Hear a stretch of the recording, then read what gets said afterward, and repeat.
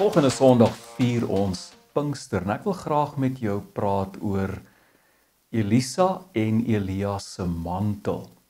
Ons skrifgedeelte kom uit 2 Konings hoofstuk 2 vers 1 tot 14. Is 'n redelike lang gedeelte, maar volg my asseblief. Dit is wat gebeur het toe die Here vir Elia in 'n stormwind in die hemel opgeneem het. Elia en Elisa was van Gilgal af op pad. Toe Elia vir Elisa sê, bly asseblief hier, want die Here stuur my na Bet-El. Elisa het egter gesê, so waar as die Here leef en u leef, ek sal u nie verlaat nie. Hulle het toe afgegaan na Bet-El. Die profetegroep wat in Bet-El was, het na Elisa uitgegaan en vir hom gevra, weet u dat die Here vandag u Heer bo u kop gaan wegneem? Hy het geantwoord, ek weet dit ook, bly net stil. Elia sê toe vir hom, Elisa, bly asseblief hier, want die Here stuur my na Jerigo. Maar hy het geantwoord, so waar as die Here leef en u leef, ek sal u nie verlaat nie. Toe hulle in Jerigo aankom, het die profetegroep wat in Jerigo was, na Elisa gekom en vir hom gesê, weet u dat die Here vandag u Heer bo u kop gaan wegneem? Hy het geantwoord, ek weet dit ook, bly net stil. Elia het weer vir hom gesê, bly asseblief hier, want die Here stuur my na die Jordaan toe. Maar hy het geantwoord, so waar as die Here leef en u leef, ek sal u nie verlaat nie. Hulle twee het toe verder gegaan. 50 man van die profetegroep het ook gegaan en teenoor hulle op 'n afstand bly staan. Hulle twee het langs die Jordaan gestaan. Elia het sy mantel gevat, dit opgerol en die water daarmee geslaan. Die water het na weerskante verdeel en hulle twee het op droë grond oorgegaan. Hulle was net deur. Toe vra Elia vir Elisa, vra wat ek vir jou kan doen, voordat ek van jou af weggeneem word. Elisa het geantwoord, laat daar asseblief 'n dubbele deel van u gees na my kom, of op my kom. Daarop sê Elia, jy vra iets wat moeilik is. As jy my sien terwyl ek van jou af weggeneem word, mag dit dan vir jou so wees, maar indien nie, sal dit nie gebeur nie.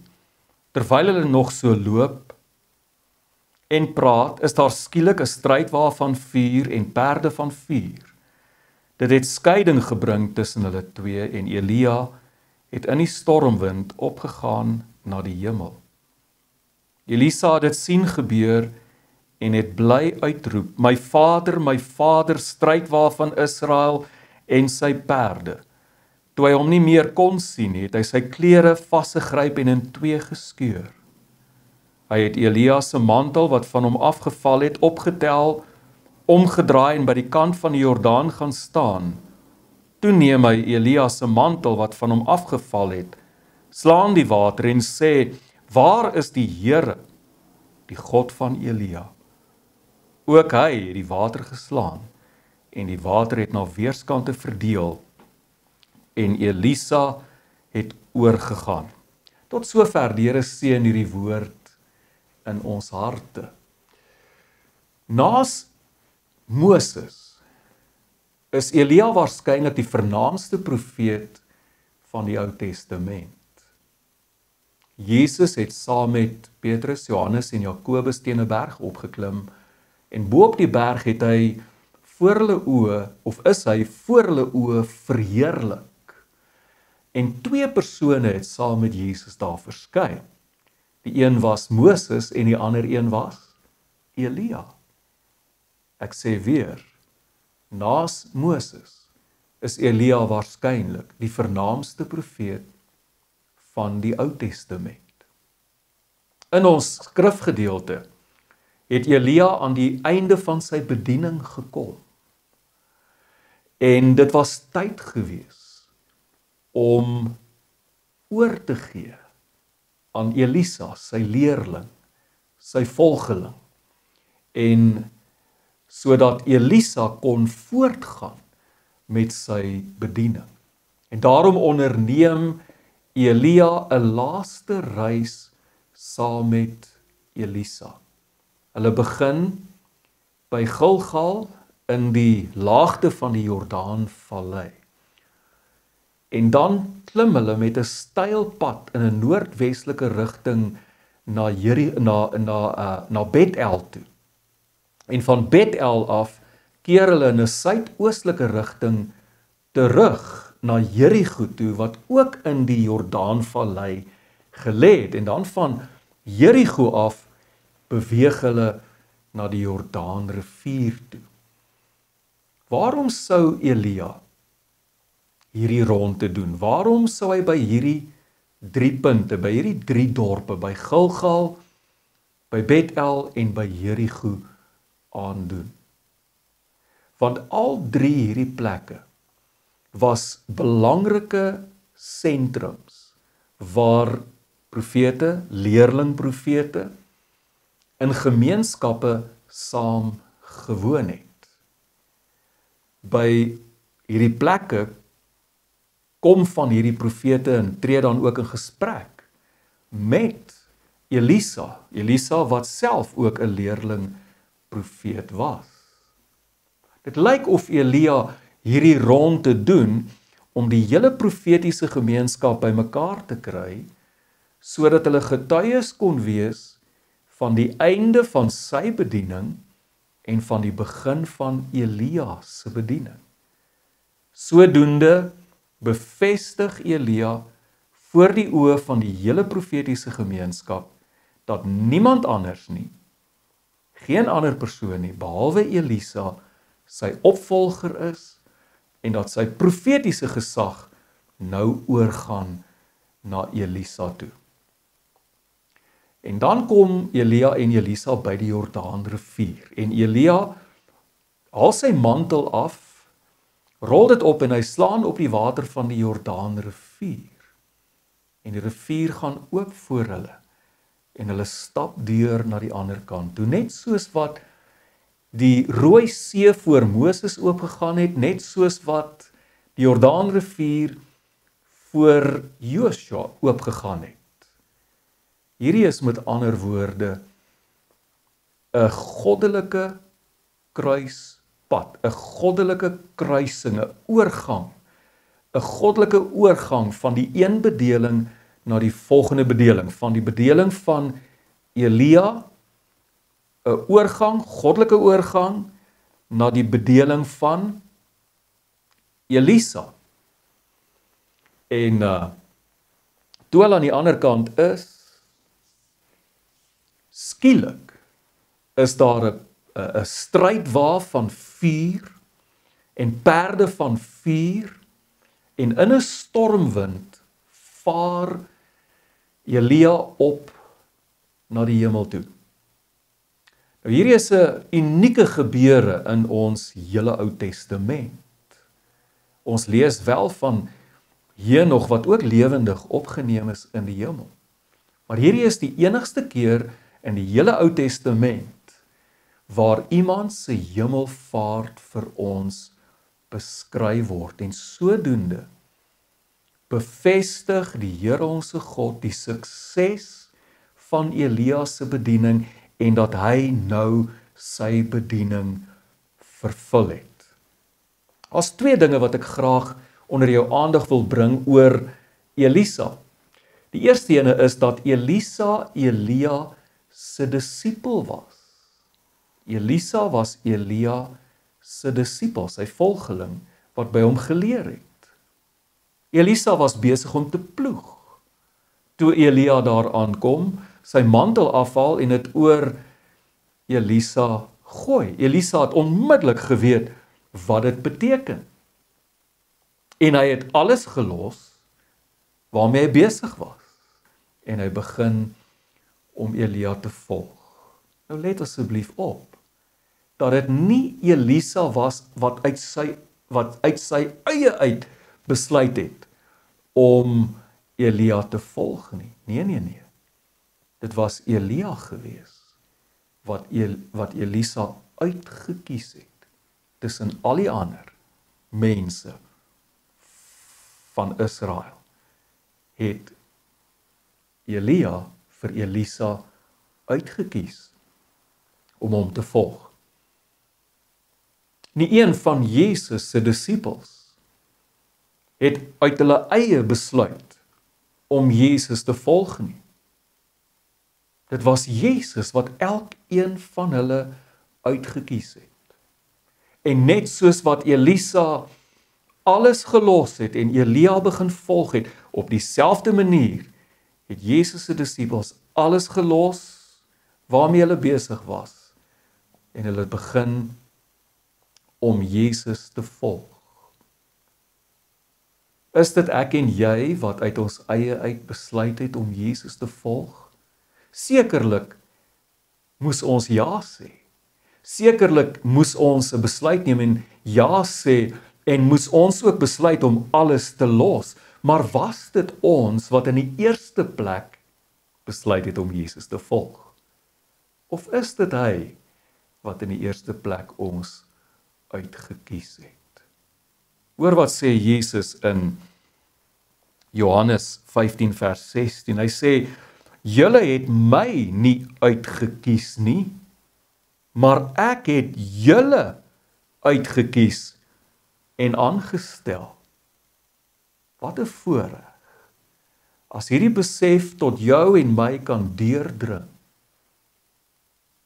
Ons het die illusie dat dit ons is wat die besluit geneem het. En ja, ons moes 'n besluit neem, verseker. Maar in die heel eerste plek is dit Jesus wat ons uitgekies het, ons geroep het, sodat ons hom kon volg. Tweede ding van Elisa wat jy moet weet, is dat Elisa Elia end uit gevolg het. 3 keer in hierdie gedeelte vra Elia vir Elisa om te bly waar hy is en om hom nie verder te volg nie. Maar dit was 'n toets gewees vir Elisa. Gaan Elisa my end uit volg? En elke keer het Elisa die toets geslaag. Hy het geantwoord en gesê, so waar is wat die Here leef en so waar is wat u leef, Elia, ek sal u nie verlaat nie. Jesus het jou en my geroep om hom te volg. Maar dan kom die toetse. Goed wat oor ons pad kom. Omstandighede. Mense. Goed wat met ons gebeur. Invloede op ons lewens. Wat maak dat ons bly waar ons is. Dat ons ophou om Jesus verder te volg. Het is maklik om Jesus te volg wanneer hy wonderwerke doen, wanneer die skares hom toejuig, maar kan ons hom volg tot waar hy die brood breek en sê, dit is my liggaam wat vir julle gebreek word. Dit is hier waar Judas hom verlaat het. Kan ons hom volg tot waar hy soos 'n krimineel voor Kajafas verhoor word. En dit is waar selfs Petrus hom verlaat het. Kan ons Jesus volg tot by die kruispad? Daar waar hy sterf aan die kruis. Ongelukkig is dit waar baie van ons stop. Ons volg hom net tot daar. Ons volg nie verder nie. En is juis op hierdie punt, toe Elia gevolg het, tot by die kruispad, tot by die Jordaanrivier, en hulle die Jordaanrivier oorgesteek het, en hulle aan die ander kant kom, dis op daardie punt, wat Elia vir Elisa sê, vra wat ek vir jou kan doen, voordat ek van jou af weggeneem word. Jesus sê vir jou, vra wat ek vir jou kan doen. Vra wat ek vir jou kan doen. Wat sal jy vra? Wat sal ek vra? Sal ek vra dat die Here vir my 'n beter werk gee? Sal ek vra dat die Here vir my 'n deur oopmaak? Sal ek vra dat hy my help om my skuld af te betaal? Sal ek hom vra om my te help om my kind deur die universiteit te sit? Sal ek hom vra vir voedsel, vir kos? Wat sal ek hom vra? Op hierdie punt kon Elisa enigiets vra. Enigiets. Maar hoor wat vra hy? Hy sê, laat asseblief, en hy vra nogal mooi. Hy gebruik die woordjie asseblief. Laat asseblief 'n dubbele deel van u gees op my kom. Uit die aard van die saak gaan dit nie hier oor Elia se eie gees nie. Dit gaan hier oor die gees wat op Elia gerus het. Dit gaan oor die gees wat Elia bekragtig het. Dit gaan oor die gees wat Elia toegerus het om 'n profeet te wees. Dit gaan oor die gees wat Elia in staat gestel het om wonderwerke te doen. Dit gaan oor die Heilige Gees, die Gees van God. Gaan oor hom. En hoor hoe antwoord Elia vir Elisa. Hy sê vir hom, jy vra 'n moeilike ding. My vriend, dis vir Jesus maklik om in enige van ons behoeftes te voorsien. Hoor mooi. Maar om vir ons die Heilige Gees te gee, is nie so maklik nie. Die kosbaarste gawe waarvoor ek en jy kan vra, is vir die Heilige Gees. En om te vra vir hierdie gawe, moet jy regtig glo dat God goed is.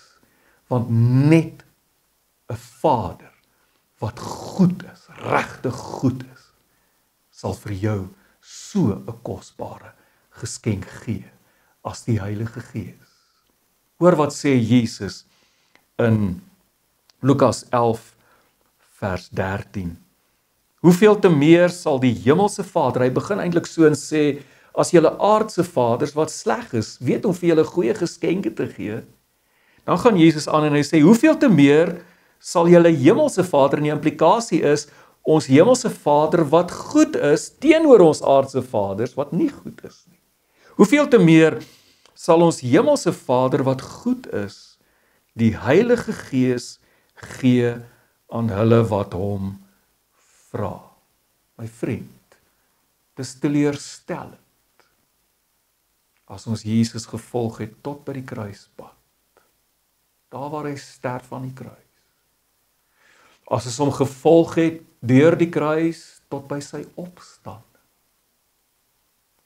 As ons hom verder gevolg het tot waar hy gereed is om op te vaar na die hemel. En hy vir ons vra, en hy vir ons sê, vra wat ek vir jou kan doen. En as ons dan vir hom vra vir tydelike goed, vir wêreldse goed, weet jy nie dat jy hom kan vra vir die Heilige Gees? Weet jy nie dat jy vir hom kan vra vir die kosbaarste geskenk wat ons voor kan vra, en dit is die Heilige Gees.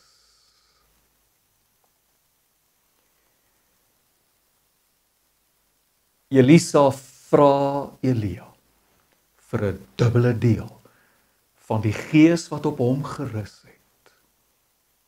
En toe Elia opvaar in die hemel, toe los hy vir Elisa sy mantel. Elisa vra 'n dubbele deel van die gees wat op Elia gerus het, en hy kry presies waarvoor hy gevra het. Hy kry Elia se mantel. 'n Mantel was 'n kledingstuk wat jy oor jou ander klere gedra het. Aan die een kant 'n praktiese kledingstuk wat jy in die nag oor jou kon trek om jou warm te hou. Maar dit is ook 'n simboliese kledingstuk wat die mag en die gesag van jou ampt voorstel. Ons almal ken die dominee se toga. Daai toga is 'n mantel. En die toga stel die gesag van God se woord voor. Jy geweet dat Jesus ook geklee was met 'n mantel. Maar Jesus se mantel was nie 'n fisiese, sigbare mantel nie. Jesus was geklee in die mantel van die Gees. Die Heilige Gees wat op hom gerus het. Hoe God Jesus van Nasaret met die Heilige Gees en met krag gesalf het. Jesus was geklee met die mantel van die Gees en daarom was daar mag en gesag in Jesus se bediening gewees. En Jesus sê vir ons, sy kerk, sê vir sy disippels, in Lukas 24 vers 49, hy sê, en kyk, ek sal die belofte van my Vader, dit is die Heilige Gees, na julle stuur. Ek los vir julle my mantel. Ek sal die belofte van my Vader na julle stuur, maar bly julle in die stad, totdat julle met krag uit die hoogte toegerus word. Let op hierdie woorde, bly in die stad, totdat julle met krag uit die hoogte toegerus word. Let op die woordjie toegerus. Die Griekse woordjie is enduo, wat beteken om aan te trek, om te klee. Bly in die stad, totdat julle geklee is, aangetrek is, met krag uit die hoogte. Bly in die stad, totdat julle geklee is in die mantel, waarmee ek geklee was, sê Jesus. Dit is die mantel van krag. Dit is die mantel van die Heilige Gees. My vriend, ons het van een bedeling oorgegaan na die volgende. Ons het oor Elia, die bediening van Elia het oorgegaan na die bedeling van Elisa. En Elisa moes in dieselfde profetiese gesag en krag voortgaan met die bediening waarmee Elia begin het. Op dieselfde manier het Jesus se bediening oorgegaan op ons, op die kerk, sy volgelinge. Ons moet Jesus se bediening voortsit in hierdie wêreld, maar ons kan dit nie doen as ons nie geklee is met krag nie. Ons kan dit nie doen as ons nie die mantel van Jesus aangetrek het nie.